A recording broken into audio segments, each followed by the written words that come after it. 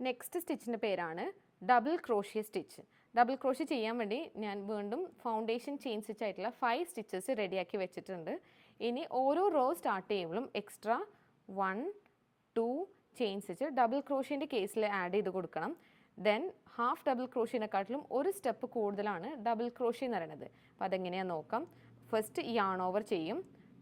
1 2 chain സ്റ്റിച്ചിനെ skip ചെയ്ത് third ചെയിനിലാണ് hook insert ചെയ്യുക. Third ചെയിനിൽ hook insert ചെയ്യും. യാൺ ഓവർ ചെയ്ത് ചെയിൻ സ്റ്റിച്ചിലൂടെ മാത്രം പുറത്തേക്ക് കൊണ്ടുവരും. 3 ലൂപ്സ് ഉണ്ടാവും ഈ ഒരു സമയത്ത്. ഇവിടെയാണ് ചേഞ്ച് വരുന്നത്. യാൺ ഓവർ ഫസ്റ്റ് 2 ലൂപ്സിനെ മാത്രം ക്ലോസ് ചെയ്യും. അഗെയിൻ 2 ലൂപ്സ് ഉണ്ടാവും. അപ്പോൾ വീണ്ടും യാൺ ഓവർ ചെയ്ത് ലാസ്റ്റ് 2 ലൂപ്സിനെയും ക്ലോസ് ചെയ്യും.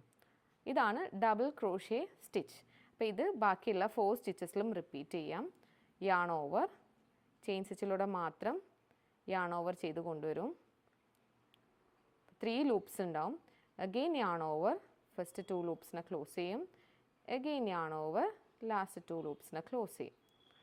ഇതാണ് double crochet stitch.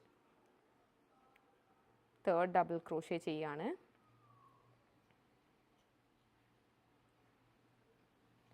Okay, again fourth double crochet.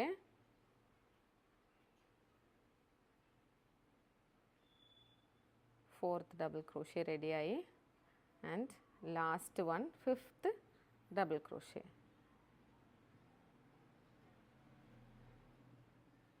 Yes, fifth double ക്രോഷ്യയും റെഡി ആയിട്ടോ. ഇങ്ങനെയാണ് ഡബിൾ ക്രോഷ്യൻ്റെ സ്റ്റിച്ച് പാറ്റേൺ വരുന്നത്.